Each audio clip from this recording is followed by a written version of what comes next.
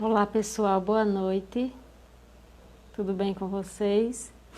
Bem-vindas e bem-vindos, que alegria estar com vocês aqui hoje. Mais uma quarta-feira de conhecimento, de discussão sobre a cannabis. E hoje a gente vai ter a presença do neurocientista Renato Fileve, que é um estudioso da cannabis há muitos anos e uma pessoa incrível, um pesquisador que muito nos honra, né, de ter ele no Brasil, da Unifesp,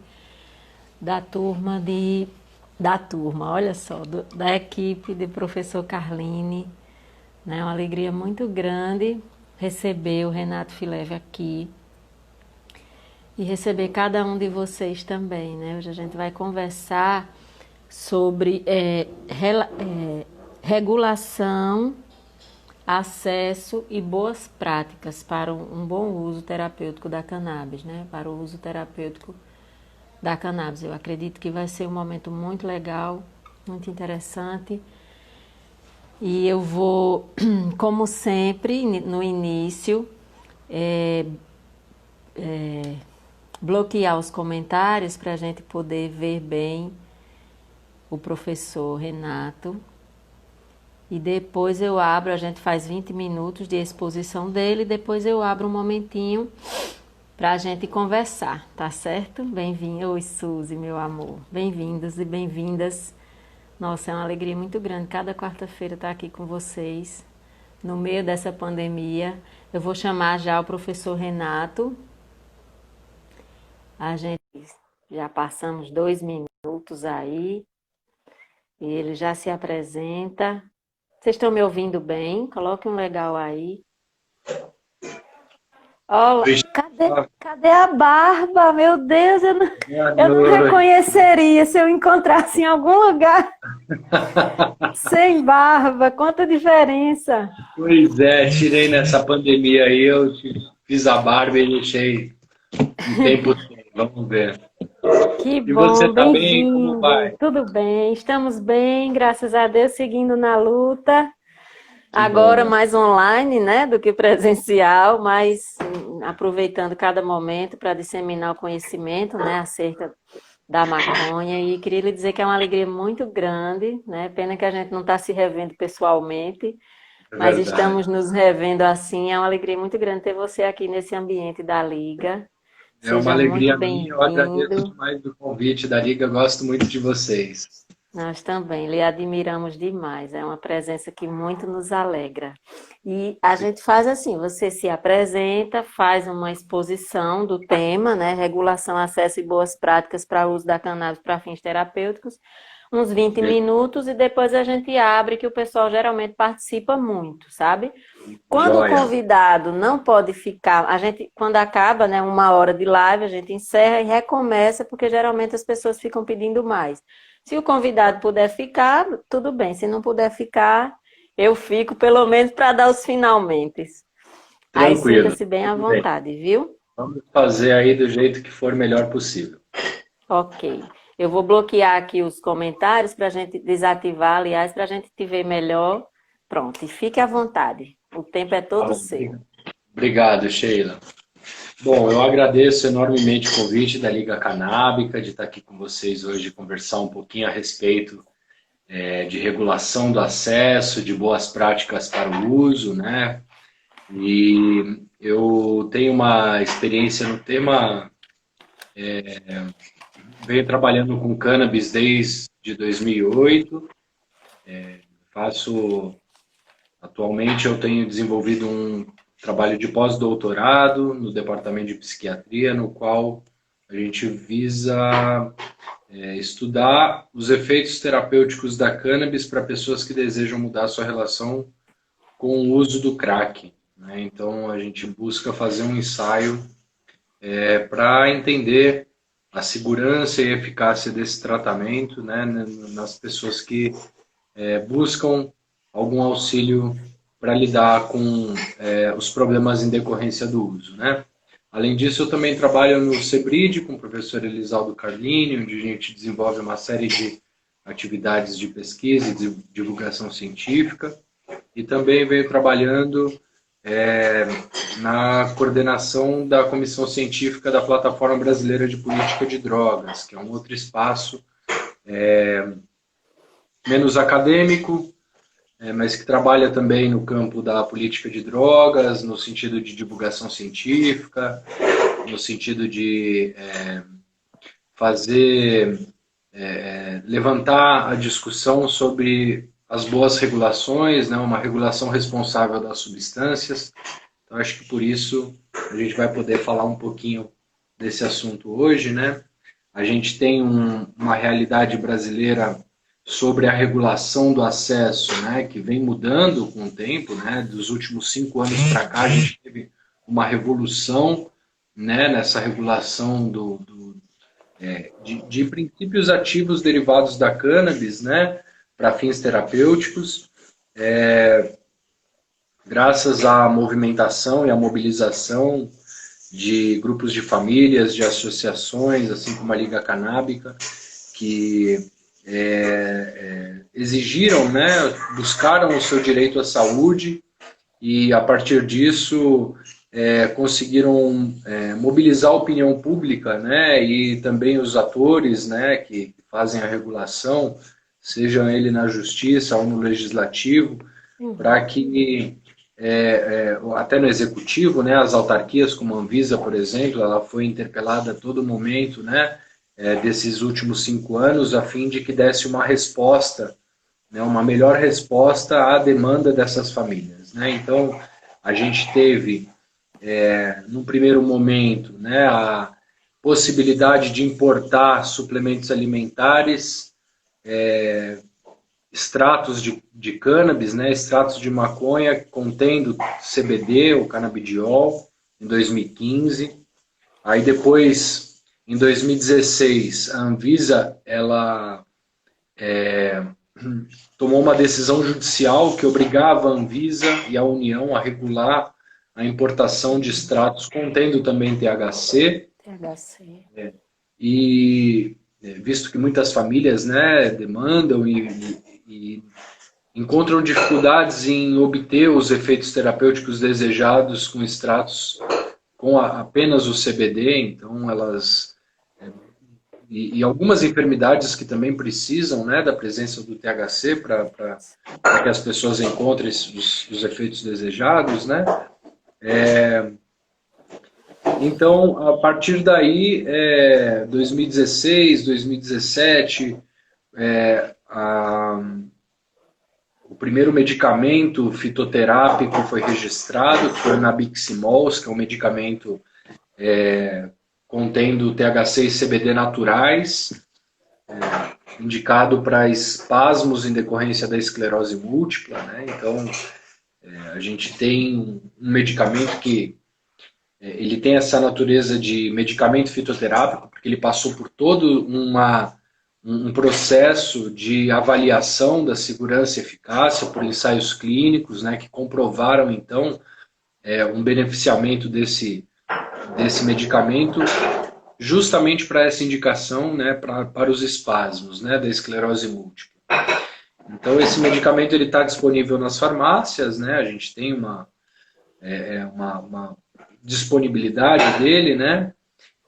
Assim como um outro medicamento que é anterior a isso, que é o Dronabinol, é um medicamento que é indicado para náusea e vômitos em decorrência da quimioterapia de câncer, né? Sobretudo para pessoas que apresentam resistência aos medicamentos utilizados para essa finalidade hoje em dia, que tem uma resposta melhor que os canabinoides, mas em algumas vezes eles deflagram um quadro de tolerância aos efeitos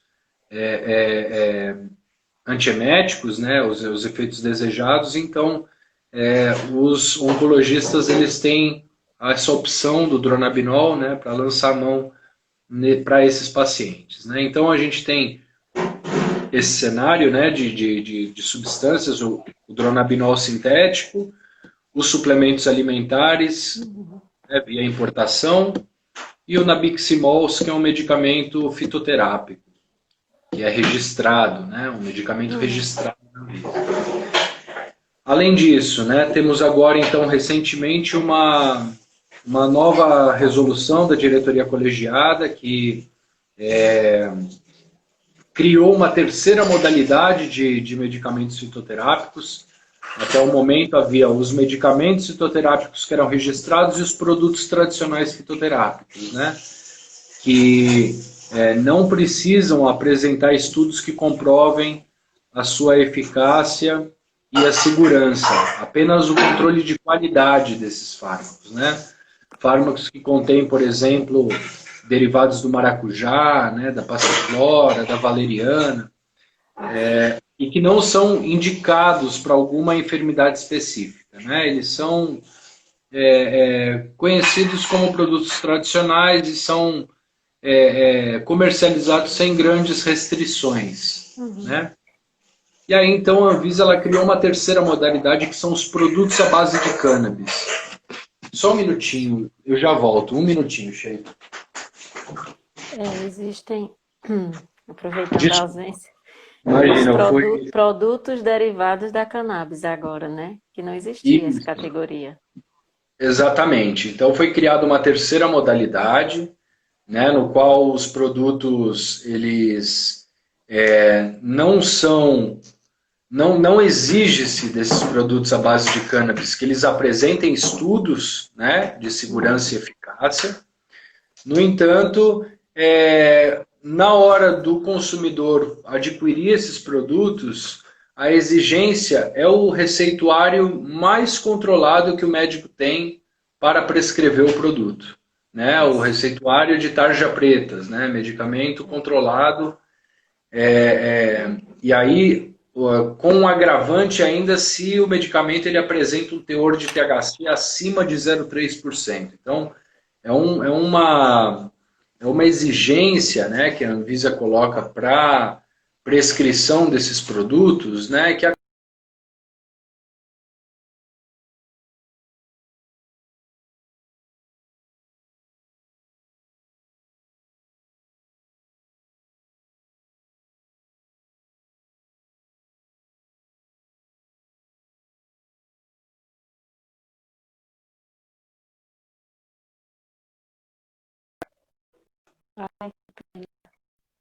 dessa dificuldade de se obter os produtos via... Tudo bem? Você voltou? Voltei sim. Boa. Então tem essa dificuldade da prescrição, né, da pessoa obter esse medicamento prescrito e do valor, né, do custo desses medicamentos. Tanto na Biximols quanto o único produto que se tem regulado, notificado, né, nesses moldes de produto à base de cannabis, é um canabidiol de 200 miligramas, produzido por uma indústria nacional com insumos oriundos de fora do país, né? Então a gente tem essa disponibilidade, né, desse produto nas farmácias, via, né, mediante essa receita controlada, e que também tem um alto custo, né, de mais de 2 salários mínimos um frasco de 30 ml do produto.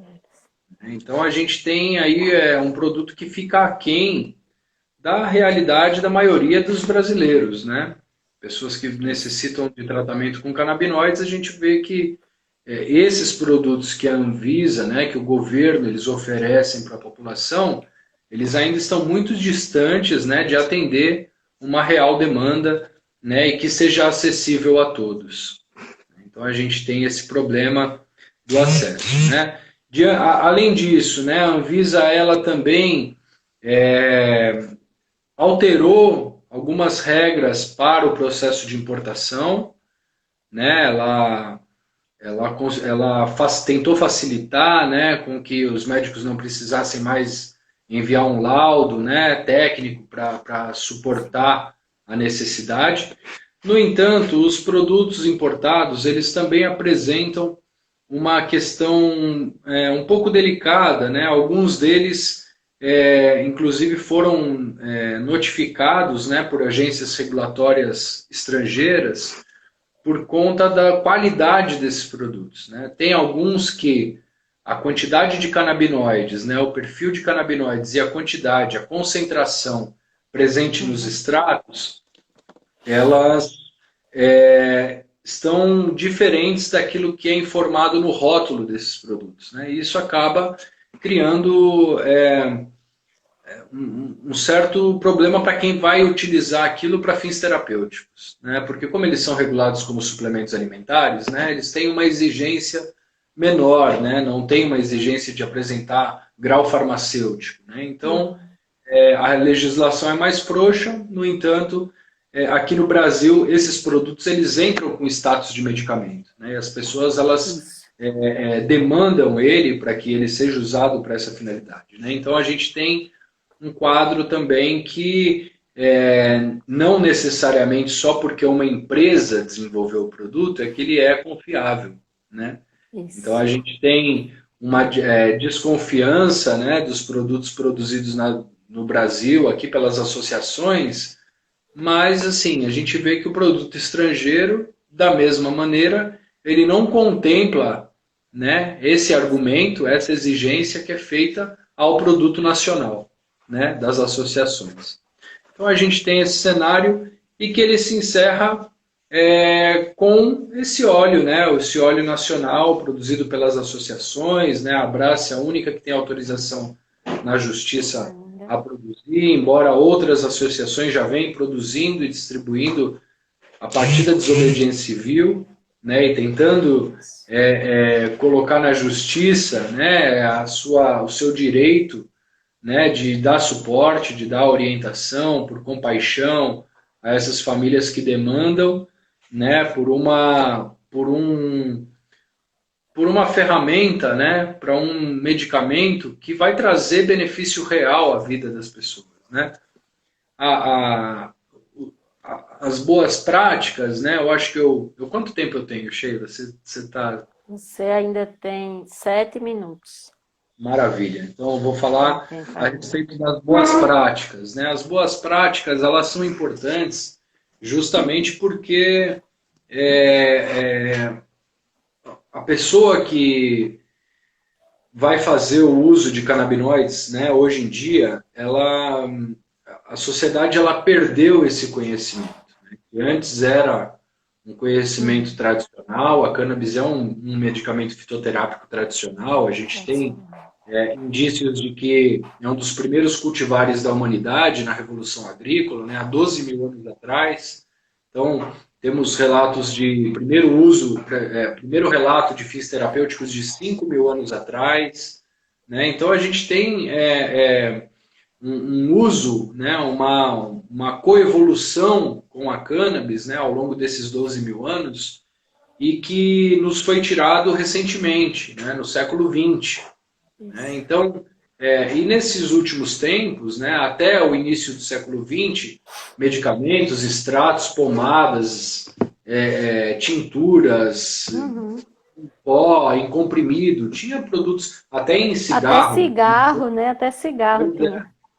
Então, até cigarro tinha de maconha na farmácia, né? E aí, a partir da década de 30, isso foi se perdendo e esse conhecimento, né, que era um conhecimento tradicional, ele foi reservado a um grupo específico que monopolizou, né, o comércio da maconha, que é esse mercado ilegal. Né? Então, Isso. algumas pessoas monopolizaram para vendê-la, para comercializá-la ilegalmente para mais de 200 milhões de pessoas, que é o número de usuários de maconha no mundo. Né? A gente tem um Isso. número expressivo de usuários de maconha no mundo, né? Isso juntando, né, pessoas que fazem uso para fins terapêuticos e para outras finalidades, para uso adulto, social, né? E aí, o que, que aconteceu? Né? Com esse meio tempo de proibição, algumas informações se perderam. Né? E as pessoas, elas hoje têm dificuldade de manejar uma planta Sim. para obter dela um benefício terapêutico. Né? Então, para cannabis,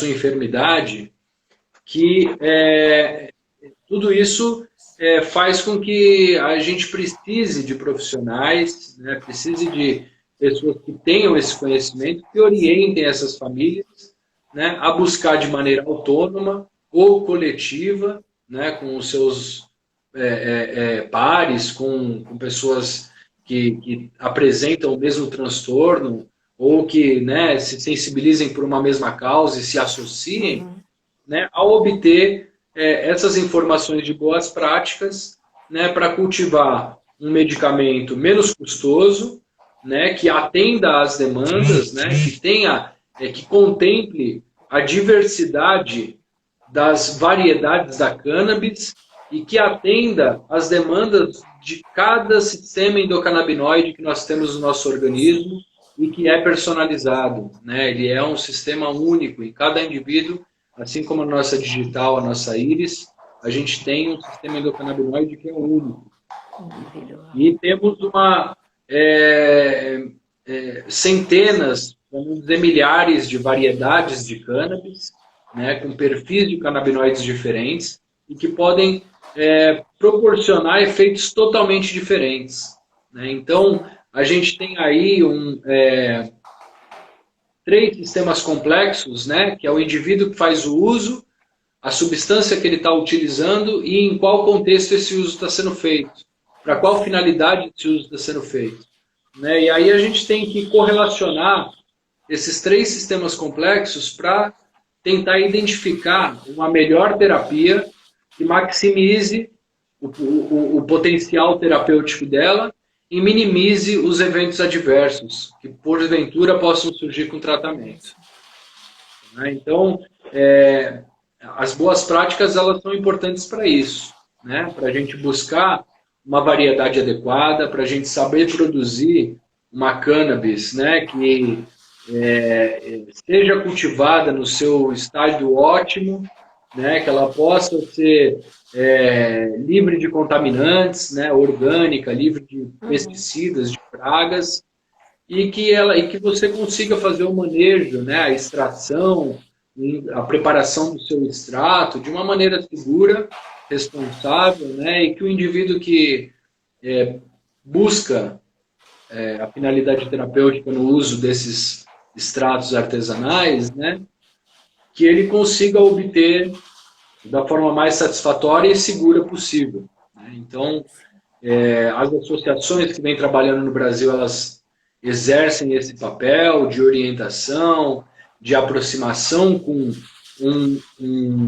uma narrativa que era totalmente demonizada até pouco tempo, né? Então, você desconstruir essa percepção estigmatizada, preconceituosa da cannabis, né? E poder oferecer algum tipo de informação, né, técnica, né? Com que a pessoa ela consiga, além de desmistificar aquilo que ela tinha de preconceito, poder exercer a sua autonomia, né? Ou se associar a uma entidade que possa suprir a real demanda dela, né? Isso é importantíssimo, né? Então, para a posologia também não é fácil, né?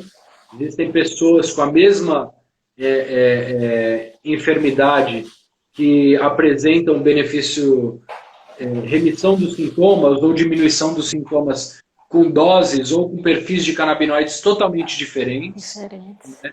Então, para isso, precisa fazer uma investigação, né? Um aumento gradual, uma estratégia terapêutica que precisa ser protagonizada pelo paciente, pelos cuidadores, junto com o médico que entenda sobre o sistema endocannabinoide, sobre a fitoterapia da cannabis. E tudo isso é um exercício que a gente vem tentando fazer aqui com essa live, né, com as nossas atividades na Liga Canábica, no CEBID, na Cultivo. E é isso, eu acho que eu não sei se já terminou meu tempo, se eu ainda tenho mais alguma coisa. Exatamente, tem 1 minuto ainda. Nossa, que beleza. Que coisa boa, sobrando. Eu encerro aqui para abrir para as perguntas, agradeço novamente o convite da Sheila, da Liga Canábica, do Júlio, e espero em breve estar aí na Paraíba com vocês novamente. Ah, que presente, se Deus quiser. Vamos fazer outro evento daquele. Eu vou ativar aqui de novo os comentários para o pessoal voltando. Mas tem uma minha já, um questionamento meu, que é assim, eu percebo uma tendência, e aí tem toda a questão política e econômica por trás disso, mas uma tendência a se supervalorizar no Brasil o que é produzido por essas indústrias, né? Em detrimento do que os pacientes produzem, do que as associações. Geralmente se parte do pressuposto de que os pacientes e associações não têm condições de fazer. Né? É preciso delegar isso para a farmácia. E a semana passada a gente teve até uma live junto com a PEP e eu dizia que o que mais me incomoda é que, além dessa tentativa de descredibilização do trabalho, que é muito sério, que a maioria das associações tem feito, há também uma tentativa de criminalizar os pacientes. Eu já participei de reuniões com autoridades policiais em que havia uma desconfiança de que o paciente iria cultivar para tratar a própria patologia, mas também iria desviar, aquecer um óleo, potencializar o THC e ganhar dinheiro com isso e vender para o tráfico. Um paciente, né? Eu me lembro que eu chamei essa autoridade para participar de uma reunião da Liga, porque as pessoas, quando chegam nas associações, elas chegam no fundo do poço, né? É a última alternativa, são patologias gravíssimas, as pessoas geralmente chegam em situação de desespero, e mais desesperados nós ficamos porque estamos praticando desobediência civil, né? Muitos estão sendo criminalizados, presos. E eu queria saber um pouquinho a sua opinião, já introduzindo essa parte das perguntas, com esse panorama, né, de tentativa de ou descredibilização ou criminalização dos pacientes e associações e transferência até desse know-how que muitas vezes a gente tem do acompanhamento dos pacientes, do cotidiano, do corpo a corpo, para uma indústria que vai disponibilizar quase sempre um canabinoide isolado, que quase sempre é o CBD, que deixa muito a desejar em termos, inclusive, de terapêutica, né, de eficácia, mas há umas, assim, é produzido pela indústria, é confiável. É produzido pelas associações, desconfie. Já se começa a uma tentativa de criar essa ideia na população, né? Queria saber o que é que você acha disso. Olha, assim, né, as autoridades públicas, né, elas têm uma grande paranoia, né, com essa questão do desvio de finalidade, né, como se fosse a coisa mais difícil do mundo, alguém que deseja obter maconha para consumo próprio, conseguir no Brasil, né, como se isso fosse uma coisa extraordinária, né, e aí a gente vê que toneladas e mais toneladas são apreendidas pela polícia e, mesmo assim, os consumidores continuam consumindo. Né? Então, assim, é uma grande hipocrisia, né? Porque, primeiro, a Anvisa ela jogava a desculpa nas convenções internacionais, das quais o Brasil é signatário, de 61, 71 e 88. Diziam que não, porque o Brasil não pode regular, porque ele é signatário das convenções internacionais. No entanto, as próprias convenções, elas nunca proibiram a utilização das substâncias proscritas para fins científicos e terapêuticos. Então, a gente tem uma lacuna que deveria ser de responsabilidade do governo brasileiro de regular. Né? Isso. E só o fez a partir de uma decisão judicial em 2016. Né? Que isso fique claro. Inclusive, ela recorreu a essa decisão. No próprio texto da RDC, eles informam que vão recorrer da decisão, né? Exatamente. Então, assim, tem um temor, né, que ele beira... Eu não sei se é um conservadorismo hipócrita ou se é uma reserva de mercado, sabe? Dessas pessoas que acabam lucrando com o monopólio, né, da proibição. Né? Então, o desvio de finalidade, né, ele pode existir, né, mas aí você vai condenar todos que necessitam por causa de uma hipótese, né, de algumas pessoas que possam realizar o desvio de finalidade. Mas eu acho que o mais complicado não é nem isso, Sheila.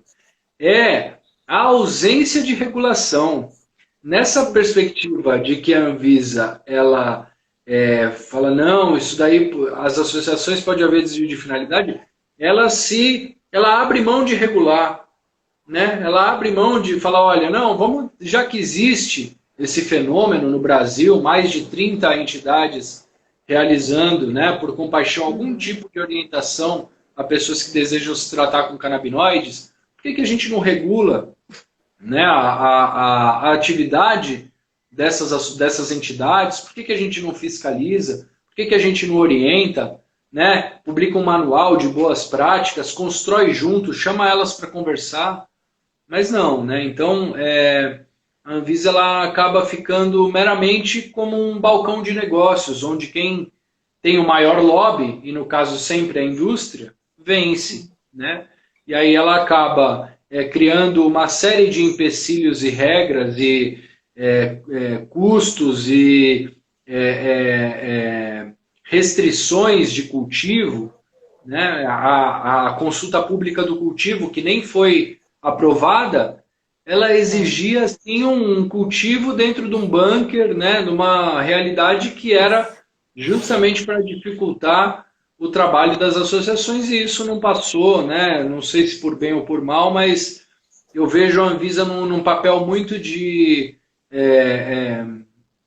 tentando agradar a todo mundo, mas ao mesmo tempo não agradando ninguém, sabe? Nem a indústria, nem as pessoas que precisam do medicamento, né? Isso. Então, é difícil porque a gente está num país que é muito conservador, né? A gente tem uma clareza, né, de que a proibição da cannabis ela vem tem desde a sua origem, né, e sistematicamente ela é empregada para isso, né, para uma finalidade econômica, né, primeiro porque os derivados da cannabis, seja a fibra, seja o óleo da semente, seja a resina das flores, elas competiam diretamente com produtos da indústria petroquímica e farmacêutica, né, no início do século XX, e hoje em dia existe um monopólio, né, que ele acaba corrompendo figuras, né, do Estado e que acabam lucrando, né, com esse dinheiro do tráfico da maconha, né? Bancos, instituições financeiras, enfim. Então, existe esse interesse econômico, no entanto, existe um interesse muito mais profundo e social, que é o racismo, né? A Sim. maconha lá no Brasil e nos Estados Unidos ela foi proibida por ser parte da cultura, né, de grupos étnicos específicos, né? No Brasil os negros, nos Estados Unidos os mexicanos, e essa proibição sistemática, né, ela visava então coibir práticas desses grupos étnicos, né? Uhum. E esse racismo, né, atrelado à proibição da maconha, a gente tem até hoje uma resposta de superencarceramento de pessoas negras, né, genocídio seletivo de mortes de jovens negros indígenas de periferias, né? Então a gente tem um cenário em que a maconha ela é colocada como um bode expiatório, né, um mote para uma política de guerra, né, uma necropolítica, e isso acaba refletindo, né, nas nossas intencionalidades aqui de tentar usar a maconha para fins terapêuticos e não conseguir, né? Eu acho que a Isso. gente tem um reflexo histórico que ele não pode ser deixado de lado, né? Ele tem que ser lembrado para a gente entender o porquê que hoje a maconha é demonizada, ela é proibida, e grande parte disso é por conta desses dois fatores, né? Então a gente tem aí essa falsa hipocrisia moral, né, do desvio de finalidade que ele reflete, né, desse processo histórico, né, que a planta sofreu, né, e que graças aos usuários a gente consegue mantê-la até Manter. hoje em voga, em debate cada vez mais, né? Uhum. Eu queria só dar um recado aqui. Tem duas pessoas, uma que perguntou sobre dor e uma que perguntou sobre epilepsia. Se vocês puderem mandar uma mensagenzinha, um directzinho para mim, porque a gente tem informações, né? Principalmente tem uma mãe aí que falou que começou a usar o óleo recentemente e a criança piorou. Como o meu filho também é um quadro de epilepsia, eu acho que eu posso lhe ajudar. Mande uma mensagem e a gente conversa depois, porque é uma coisa bem específica e também a de dor, que eu trato dor, artrite reumatoide. Então, eu acho que eu posso ajudar nos dois casos, já que são situações bem específicas. Você manda uma mensagenzinha que eu retorno depois e a gente conversa no privado, ok? Vocês dois aí que perguntaram sobre epilepsia e dor, ok? Tem algumas perguntas aqui, Júlio está com toda perguntando. Calma, Júlio, peraí, devagar. Ele diz o seguinte, né? O que você acha? O que seria uma política pública inclusiva? Eu vou resumir em três perguntas num blocozinho, nessas perguntas de Júlio. Bom. Essa última agora, como deveria prever numa regulação os usos tradicionais, principalmente nas comunidades indígenas e quilombolas, né? Como fazer uma política pública inclusiva? Foi uma outra pergunta que ele fez que já inclui essa daqui, né?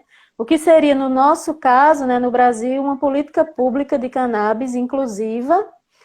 Como você acha que se daria um controle social, né, com relação a isso?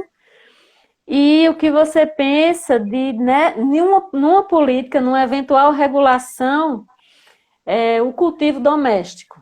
Né, esse cultivo ali, como a Liga defende. A gente fala muito do retorno ao uso tradicional, como era a relação das pessoas com a planta antes da proibição. Por exemplo, a minha avó tinha pé de maconha em casa e dava para minha mãe aos 13 anos de idade, quando minha mãe tinha dor de dente.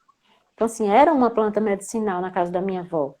Né? E depois, em menos de 100 anos, tudo mudou, né? Então, o que você acha, né? Como seria uma política pública inclusiva? Como deveria dar esse controle social e esse cultivo doméstico, né? Se ele deveria ser contemplado. Legal. São 3 em 1. Bom, política inclusiva, né? Eu acho que a gente tem no Brasil, como você mesmo destacou, né, um uso tradicional que precisa ser resgatado, né? Temos o Clube dos Jambistas no Maranhão, né, que fez 100 anos em 2018. Né? Então, assim, a gente tem um histórico de uso tradicional, né? O dirijo pelos indígenas, né? A gente tem uma prática, né? Populações quilombolas, ribeirinhas, né? Um uso da maconha que ele é empregado, ele é adotado, ele é introduzido na cultura, né? Das pessoas e que pode ser resgatado com a ajuda de antropólogos, né, com a ajuda de historiadores, de pesquisadores, para ajudar a gente a fomentar, né, a exigir a inclusão da cannabis como um produto tradicional fitoterápico. Né? Essa inclusão da cannabis como um produto tradicional fitoterápico, ela permitiria, por exemplo, a inclusão da cannabis nos programas Farmácias Viva. Os programas Farmácias Viva, eles existem, né, graças ao professor Abreu Matos, da Universidade Federal do Ceará, e ele existe em mais de 80 cidades pelo país. Né? A gente tem alguns bons modelos, né, de farmácias vivas e que dariam conta, sem dúvida, né, de incluir a cannabis dentro do seu rol de cultivares, né, e manipular e manufaturar produtos para populações, sobretudo com carência, né, em situação de vulnerabilidade social, para fomentar, né, essa demanda a essas pessoas com um extrato fitoterápico. Né? Você não, de uma forma não... existe, né? Eu falei que existe um conhecimento, existe umas boas práticas, mas não é a mesma dificuldade de você sintetizar um medicamento e desenvolver para uma ação específica, né? É um produto fitoterápico que apresenta e pode apresentar eventos adversos que, da mesma forma como eu falei, né, as múltiplas variedades da maconha, né, elas podem não servir para todo mundo, né? Uhum. Pessoas podem realmente apresentar eventos adversos que não deixam que o tratamento continue, né? E aí vem a resposta da participação popular, né? Como você regular isso? Eu acho que a partir das pessoas que fazem o uso, né? Elas precisam ter Isso. participação ativa, né, no processo regulatório. E esse processo regulatório, ele não necessariamente ele precisa ser definido estanque, engessado, né? Ele precisa ser avaliado continuamente, né? Ele precisa ser aprimorado, né? Isso. Remodelado, melhorado ao longo do tempo, né? O que não dá é você simplesmente proibir a planta, né? Então você proíbe e as pessoas precisam usar e aí você fica criando regras, né, para tentar reajustar uma coisa que você resolveria com a regulamentação, né? Então, primeiro Exatamente. você precisa regular, né? Não dá para deixar a maconha num cenário proibido. Cultivo nacional, eu acho que em todas as formas, né? Desde de uma microempresa que queira manufaturar para produzir tecido de cânhamo ou biodiesel de óleo de semente, e também a pessoa que quer fazer o cultivo na sua casa. Eu acho que o governo ele tem que regular em todas as etapas, né, da, do, da economia, ou da saúde, da agricultura. Ali vai ter que fazer uma Aham. regulação que atenda, né, todas essas esferas do governo, né, e que a maconha, de certa forma, ela possa interferir, né, e eu acredito que em quase todas ela pode, né. Então, precisaria ter uma regulação ampla, mas nessa regulação ampla, é difícil achar alguém que advogue, que faça o lobby ou advocacy para as associações e para os indivíduos autônomos, né, que desejam obter Sim. a sua maconha na sua própria casa. Né? Existem os lobistas das grandes empresas e é contra isso que a gente tem que chamar atenção e lutar, né? Porque assim, ninguém, de certa forma, ninguém vai advogar pelo autocultivo, né? As pessoas vão falar, não, mas aí vai ter o desvio de finalidade, ou então a pessoa vai enlouquecer porque ela vai usar uma coisa que é imprópria para o consumo, né? E isso a gente combate com informação, né? Com desmistificação de preconceitos ou de teorias, né? De temores, né? Que foram colocados, incutidos na cabeça das pessoas Isso. e talvez os conselhos, né, conselhos municipais, estaduais de política de drogas, de saúde, né, esse assunto ele deva ser cada vez mais frequente, né, ser cada vez mais exigido e colocado em pauta, né, para que haja também um controle, um acompanhamento, uma exigência, né, da população, para que esse tema seja discutido, né.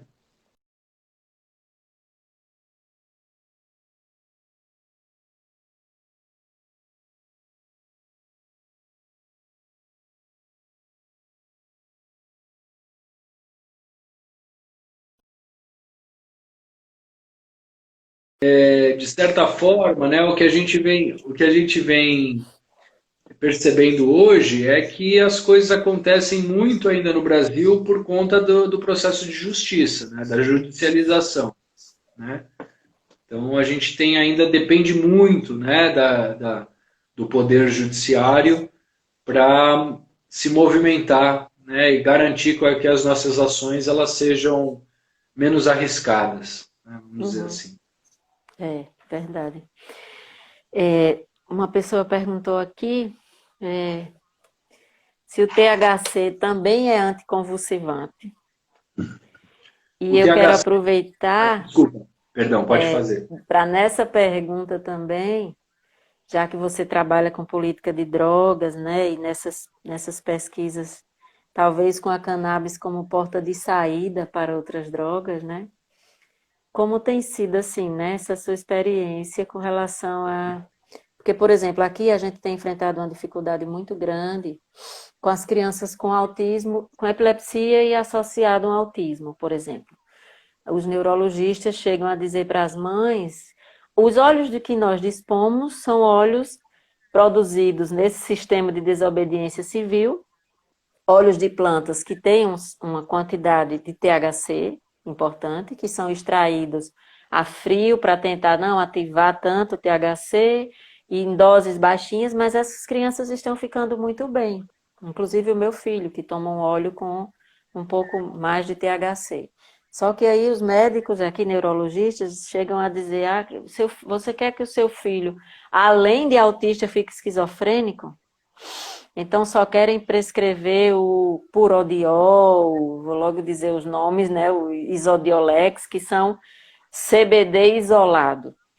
E os pacientes que fazem uso desse tipo de óleo, a gente vê que os resultados não são tão bons quanto pacientes que usam o extrato todo, né? Full spectrum. Então, assim, aproveitando essa pergunta, se o THC também é anticonvulsivante, aí eu queria que você contasse um pouquinho, né, dos seus estudos aí com esse THC, bicho-papão, que vai deixar o Brasil inteiro esquizofrênico e que é porta de entrada para outras drogas, como é essa realidade no seu mundo aí de política de drogas também, né? Tá joia. Bom, o THC, né, ele tem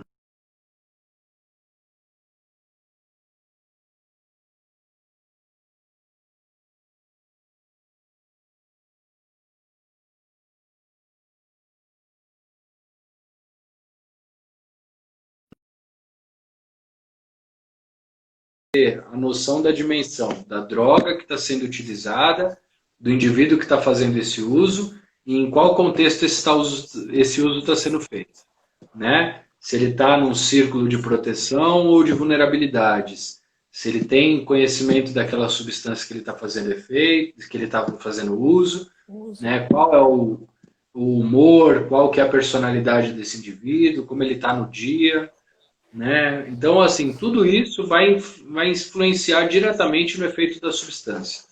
No entanto, né, inclusive em modelos animais, o THC ele tem se mostrado com um efeito paradoxal, né, para alguns comportamentos. O caso da epilepsia, né, e das crises convulsivas é um deles. Em baixas doses, o THC ele pode ser anticonvulsivante e, inclusive, potencializar os efeitos anticonvulsivantes dos canabidiol, né?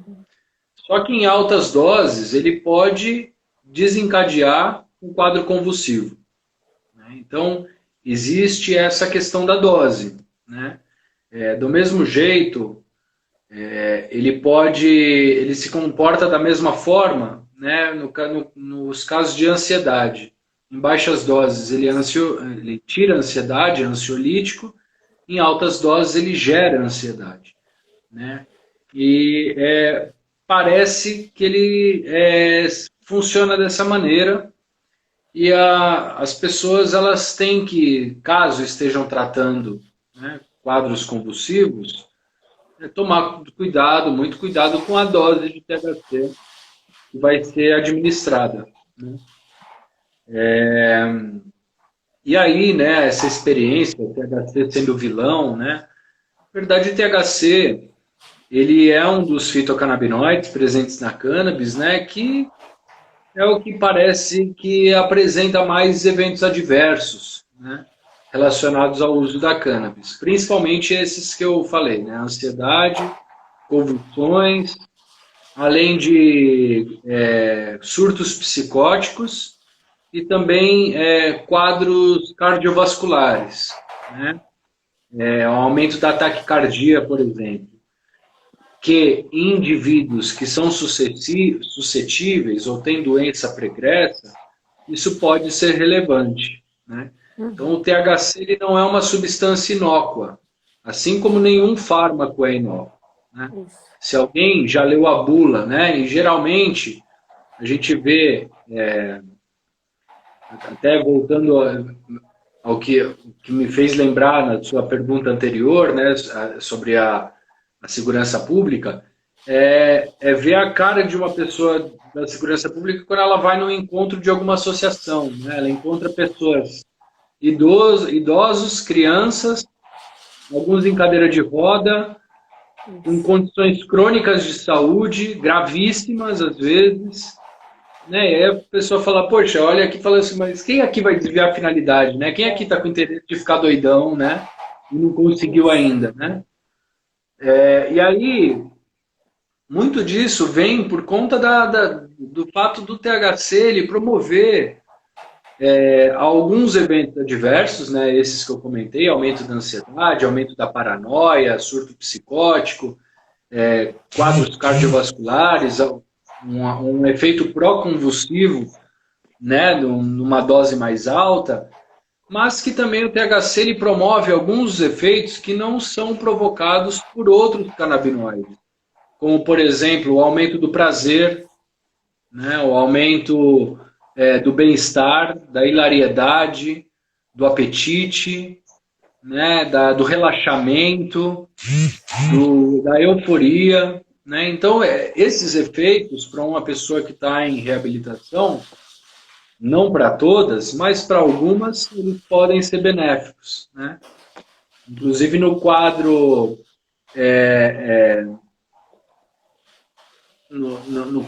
da percepção subjetiva da dor, né? O THC ele parece melhorar, sobretudo o bem-estar. A pessoa ela aponta na escala que ainda está com dor, só que ela consegue levar a vida dela de uma forma mais amena, né? Ela consegue manejar e exercer as suas atividades e desfocar um pouco, né, daquele quadro. Enfim, na minha prática, né, na minha experiência, a gente acredita que o THC ele seja importante também para auxiliar um indivíduo a tratar um uso problemático de substâncias, né, ou problemas em decorrência do uso, porque a nossa hipótese é que ele atue quando o indivíduo ele sente a necessidade de consumir a substância. Então, a nossa hipótese é que seja uma estratégia de tratamento no momento em que o indivíduo está com a fissura, em que ele tem ansiedade em ir buscar, obter e consumir a substância desejada. E aí, então, a gente pensa em lançar mão de uma intervenção que tenha CBD e THC para diminuir um pouco essa ansiedade, aumentar um pouco o prazer que esse indivíduo sente e, quem sabe, que ele se desfoque, né, desse objetivo que ele tem em mente, né, que é obter o próximo consumo. Né? Então, tive muitos problemas com obtenção da cannabis para executar esse estudo. Ainda estou batalhando, mas espero que em breve eu possa trazer resultados para a gente discutir. É porque tem esse contexto, né, como você falou, do contexto do uso, né, que as pessoas não consideram, mas que é muito, assim, é um viés muito importante numa pesquisa, né, muda tudo. Muda tudo, né? Muda o contexto, muda tudo, né? Isso. E inclusive uma das estratégias para tratamento da dependência, né, é você tentar tirar o indivíduo do contexto que ele vive, né? Como acontece no caso das comunidades terapêuticas ou de clínicas de reabilitação, né? Onde a pessoa ela passa um tempo nessa clínica ou nessa comunidade sem usar a substância, né? Mas você tirou o contexto dela e depois ela é desafiada a retornar àquele contexto cheio de pistas ambientais, né? Cheio de questões e de, por vezes, ausência ou elos esgarçados, né? Vínculos esgarçados, ou ausência de vínculos, né? E isso, então, acaba colocando a pessoa numa situação em que a substância ela entra aí como um alívio, né? Um lenitivo, algo que seja um escape, né? Alguma coisa nesse sentido. É verdade. É muito importante, muito interessante. É uma coisa que se eu pudesse, se eu não fosse paciente, mãe de paciente, eu iria me dedicar a estudar. É porque aqui não tem condição. Tem uma pergunta falando da qualidade de neuroprotetor do THC e a pessoa não entendi direito, mas disse assim, li que o THC, acho que foi Tiago que perguntou, que o THC dispara a anandamida e o 2-AG, né? Que são os dois endocannabinoides estudados. Por causa disso, que é neuroprotetor, essa ação neuroprotetora do THC tem a ver com isso? Olha, não só o THC, mas os outros canabinoides, eles apresentam o efeito de neuroproteção, né? Um efeito de preservar um dano à célula, ao tecido nervoso, né? Neuroproteção é isso, né? Evita com que o tecido ele seja lesado, né? Um dos processos de lesão do tecido nervoso ocorre por excitabilidade, né? Hiperexcitabilidade, um aumento de glutamato, que é um neurotransmissor excitatório, e que ele pode, em excesso, promover danos às células. E os canabinoides, eles tendem a atenuar de maneira sistêmica a atividade desse sistema nervoso central. Então, ao reduzir a atividade, você consegue proteger algumas células dessa hiperexcitabilidade. Existem alguns outros mecanismos de neuroproteção, né?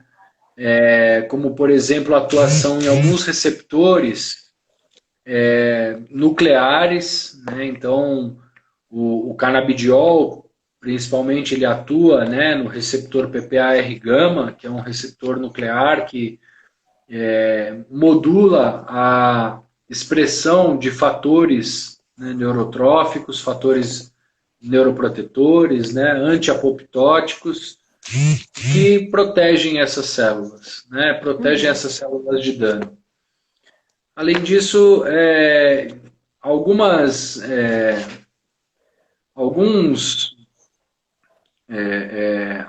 atividades neuroprotetoras estão relacionadas com os efeitos imunomodulatórios e antioxidantes dos canabinoides, né? Então, ao modular a comunicação imunológica, né, nesse tecido, né, a inibição de algumas interdeucinas, de citocinas, de fatores pró-inflamatórios, né, ou a redução de radicais livres, você acaba protegendo esse neurônio de danos, né?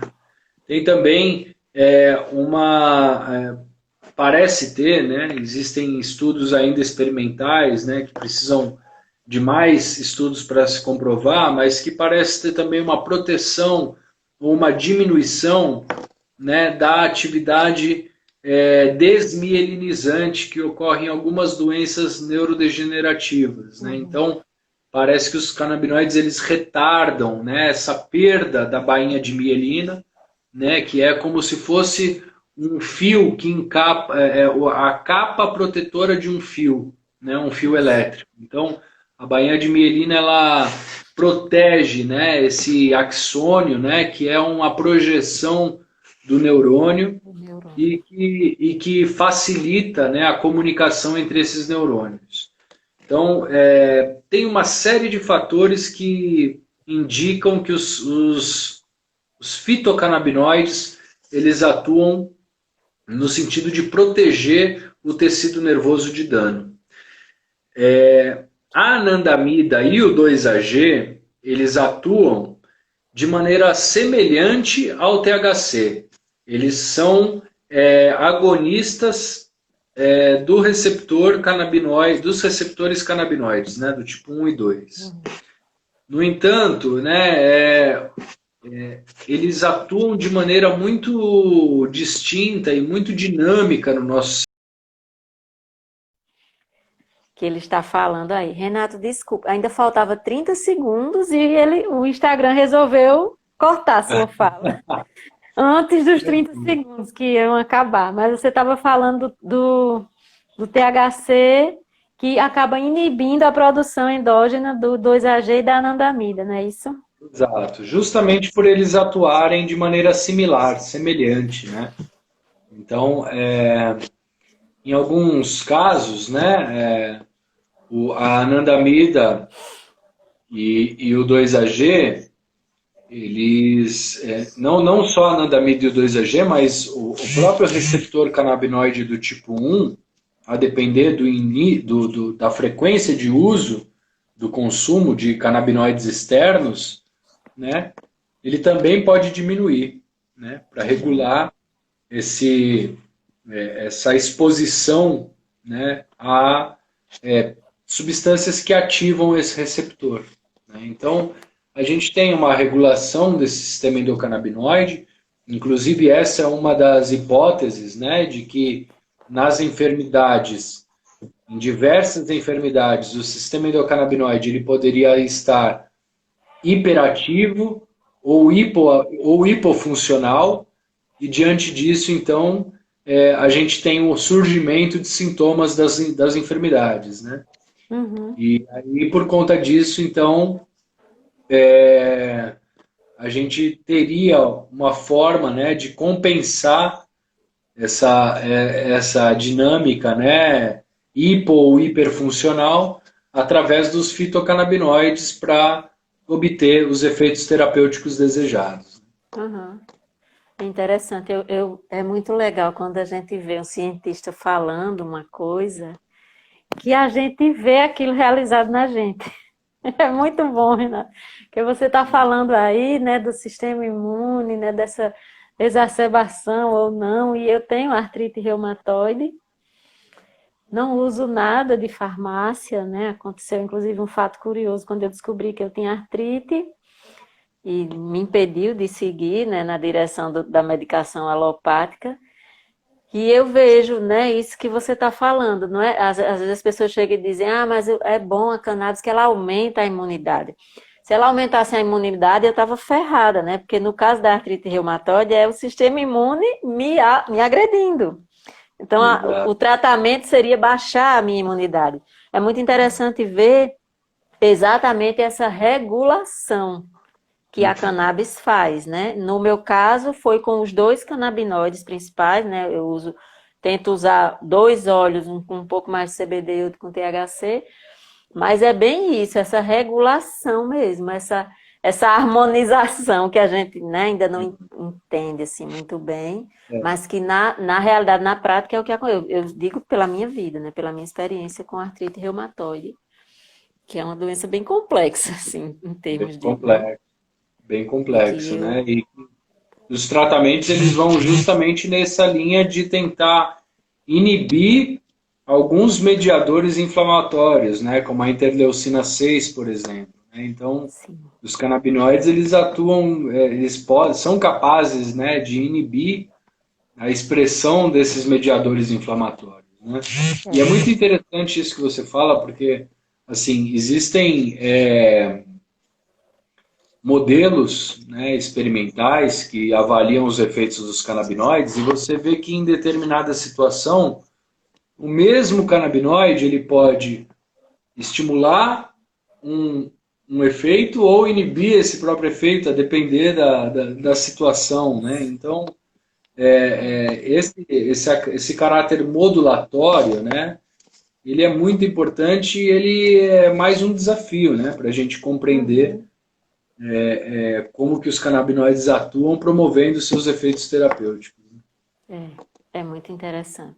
Aqui tem sido assim, essa descoberta e uma dúvida que eu tenho, não sei aí nos seus estudos se há essa identificação. A gente percebe aí, já é com o meu filho, uma. Já vai fazer 7 anos que Pedro usa cannabis. Há quase 4 ele não toma nenhum anticonvulsivante, somente cannabis. Só que a gente percebe que ao longo do tratamento dele há uma modificação na necessidade de canabinoides.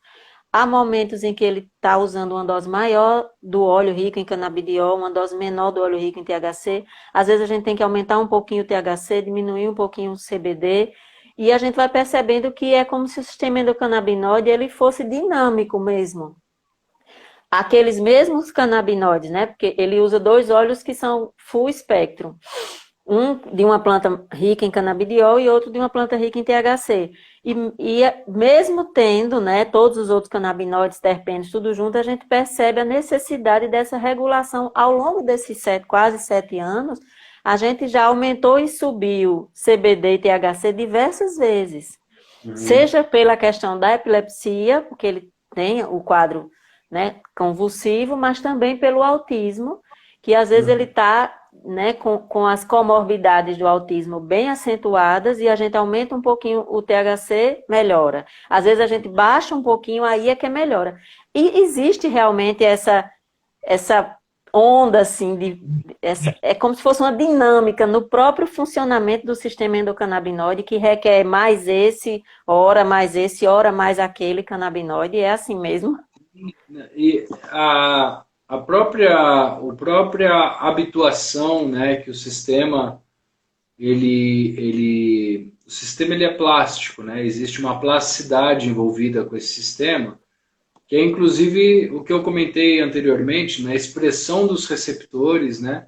Então, se você coloca aquela mesma substância dentro do organismo todos os dias, o seu corpo vai se habituando, se adaptando a isso, né? Diminuindo a expressão dos receptores, diminuindo ou modulando a atividade dos endocannabinoides, e isso tudo é, vai para um sentido de tentar equilibrar aquele estímulo, né? Então, quando esse equilíbrio ele é atingido, às vezes você pode ter a tolerância de alguns dos efeitos que estão sendo desejados com aquele tratamento, né? E é por isso que às vezes você tem que modular, né, a ação, né, e a ativação desse sistema para poder modificá-lo daquela plasticidade, daquela habituação que ele está, né, que ele percorreu ao longo desses últimos tempos, né? Então, Uhum. a gente tem exemplos, né, diversos assim de pessoas que, por exemplo, uso de canabidiol isolado, né, pessoas que deixam de apresentar os efeitos anticonvulsivantes, toleram os efeitos anticonvulsivantes do Uhum. canabidiol depois de 7, 8 meses de início do uso, né? Pessoas que usam por muito mais tempo, né? Toda a maioria das doenças são doenças crônicas, né? Então a Crônicas. pessoa ela vai ter que tomar para o resto da vida, porque a cannabis ela trata o sintoma, né? Ela não vai, raramente ela vai curar uma enfermidade, né?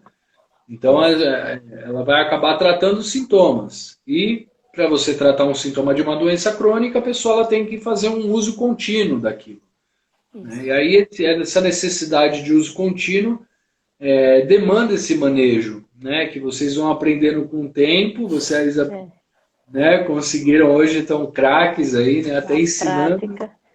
na prática, mas que muitas pessoas às vezes acabam, né, não lidando com isso, falam, não, desisto, não deu mais certo, parou de funcionar, né? Então Não é é um fácil. desafio mesmo, Sheila. É verdade. Vou fazer aqui as duas últimas perguntas, que a gente já vai 9 e 12 aqui. Acho que foi Júlio que perguntou com relação à Covid, né? Se você sabe, né, dessas pesquisas mais recentes que eu vi acho que no Canadá, falando de uma proteína que a cannabis meio que neutraliza e parece que é uma proteína que ajuda o coronavírus a se nos pulmões, não sei se eu estou dizendo besteira, se eu não. Opa! E saiu. Deixa ele voltar. E a outra, que era com relação ao uso tópico, né? Porque muita gente faz uso de pomadas. Isso, lá vem. Foi, caiu, mas vai voltar. E a gente termina ocitocinas, isso mesmo, Júlio, exatamente. Voltei. Com relação a essa história da Covid, né? O que que você acha? E também uma pessoa que perguntou como é que se dá o efeito no caso do uso tópico. Muita gente aqui, por exemplo, usa pomadas para dores, né, em geral. Seriam as duas últimas, né, minha gente? Tá bom. Legal, tá bom. Ó, então, o Covid, né? Você falou do estudo canadense. Esse estudo canadense, ele avaliou extratos de 22 variedades de cannabis cultivadas na universidade. Eu acho que esse é o principal Uhum. resultado desse estudo, né? O mais interessante. Eles conseguem pesquisar extratos de Nossa. 22 variedades cultivadas dentro da universidade. Eles pesquisaram em tecidos sintéticos, tá? Então, assim, Hum, não são tecidos nem em modelos animais, muito menos humanos, são tecidos sintéticos. Então, a gente tem uma limitação aí, né? E o que que eles encontraram? Eles banharam, né, esses tecidos sintéticos com os extratos dessas 22 variedades e eles encontraram uma redução nessa proteína que você comentou, que é a ECA2, enzima conversora de angiotensina 2. uhum, Essa, essa proteína, né, ela é uma das vias de acesso do coronavírus às nossas células, ao interior das nossas células. É o receptor do vírus. Né? Então, sim. em tese, quando você tem uma diminuição na expressão dessa ECA2, você diminuiria ou dificultaria, né, a invasão do vírus no tecido. Tá? Essa é uma teoria. Tá? É um estudo que ele não foi revisado por pares, ele é um pré-print, né, que se fala. É uma produção que foi publicada antes dessa revisão e que ela é um pouco inconsistente ainda, né? Ela tem Uhum, poucos métodos empregados, não dá para você afirmar e garantir que isso vem ocorrendo, né? Tem algumas outras teorias, né? Sobretudo pela própria ação imunomodulatória dos canabinoides, né? Por essa redução da interleucina 6, que parece estar anti-inflamatório, né? além dela estar envolvida com artrite reumatoide, ela também está envolvida com essa tempestade imunológica, né, que cria uma hiperinflamação no tecido pulmonar. Então, aparentemente, né, os canabinoides eles reduziriam, né, a expressão, a produção dessa interleucina 6 no tecido. Né? E tem também a ação da dexametasona, né, que parece que é um Uhum, medicamento que vem encontrando bons resultados, né, para o tratamento sobretudo do agravo pulmonar, né, da COVID. E um trabalho do professor Renato Malcher, né, de Brasília, ele mostra que alguns dos efeitos da dexametasona eles ocorrem via endocannabinoides, via anandamide 2-AG. Né? Então, uhum, é possível, né, que o sistema endocannabinoide ele esteja envolvido, né, num processo de defesa, né, sobretudo de modulação do sistema imune, da resposta imune ao coronavírus. Né? Só que ainda carecemos de mais estudos, né, obviamente, para entender qual que é essa relação, né, se é uma uhum, relação, um efeito protetor, né, da redução da ECA2, se ele é um efeito terapêutico mesmo, né, de diminuição dessa tempestade inflamatória, de inibição da interleucina 6. Então, acredito que alguns estudos, né, Israel, Canadá, vêm tentando investigar essa hipótese, né, do tratamento do coronavírus com canabinoides. Quem sabe aí mais para frente a gente tenha novidades, né, a respeito do assunto. E Tomara. aí sobre o uso tópico, né, é, é um uso interessantíssimo, né? Eu vejo que nós temos, ontem eu estava participando de uma live com o pessoal da Debra, né, da epidermólise Uhum. bolhosa, e muitas das pessoas ali estavam interessadas em saber das propriedades dos canabinoides justamente para esse efeito de pele, né? E a gente tem uma quantidade bastante grande de receptores canabinoides na pele, e não apenas na pele, mas em toda a extensão da comunicação da dor, do processo de dor, desde a junção neuromuscular, né, Uhum. desde a pele até a área central do nosso cérebro que controla a dor. Em todas as etapas, nos gânglios, na medula, a gente tem receptores canabinoides e endocannabinoides atuando, né? E por conta disso, então, ele vem sendo olhado com muito bons olhos, muito bem visto para pessoas que têm doença de pele, né?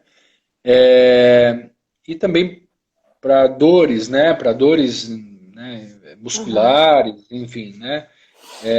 Como pomada mesmo, né? Isso. E, e não apenas pelos canabinoides, né? A gente tem os terpenos, né, que são componentes da cannabis. Dentre um dos terpenos a gente tem o beta-cariofileno, né, que é um terpeno, inclusive ele é o maior fitoterápico de vendas no Brasil, né, no Axeflan. Ele é oriundo de uma outra planta, né, da Cordia verbenácea, não da cannabis, mas é a chamada erva baleeira, né? Uhum. E o princípio ativo do Axeflan é o transcariofileno, né? Um tipo desse terpeno que também está presente em grande quantidade na cannabis, né? E Uhum. justamente por conta desses efeitos analgésicos, né? Então a gente tem um potencial muito grande, né? De uso tópico da cannabis. As pessoas vêm estudando formas de distribuição, né, para facilitar essa penetração dos canabinoides na nossa pele, né, nanoemulsão, Uhum. nanopartículas, algumas coisas assim que facilitariam então a entrada, né, dos canabinoides no nosso sistema, né, através da pele, mas sem dúvida, um procedimento aí que é muito promissor e uma via de administração e apresentações farmacêuticas que tendem a evoluir ao longo dos Sim. próximos anos. A gente tem. Me desculpa, tinha ficado uma pergunta aqui que a pessoa fez e eu terminei não. Ela começou a usar um extrato e pela primeira vez apareceu uma alteração na ferritina. Será que tem a ver com o uso do extrato? Olha, difícil saber, viu? Eu acho que ele pode. Eu não sei te dizer, viu, Sheila? É, Só com essa informação não dá, teria fica que ver. difícil saber. Mas Então você que assim, fez essa pergunta, manda um direct que a gente vai procurar saber. isso, isso. Manda o direct, conta melhor o caso É, e vê qual que foi essa alteração, né? Eu acho que isso. precisa.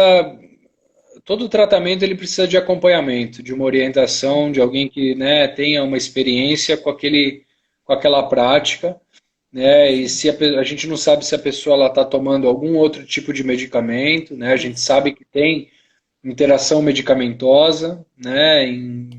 Em anticonvulsivantes a gente vê isso de uma forma bem clara, né? O Muito. É. canabidiol potencializando o efeito de alguns anticonvulsivantes, deflagrando alteração de enzimas hepáticas associadas sobretudo com valproato, com ácido valproico, Isso. aumento da sonolência, né, com alguns outros anticonvulsivantes. Então, assim, a gente tem interações medicamentosas, né, farmacológicas Isso.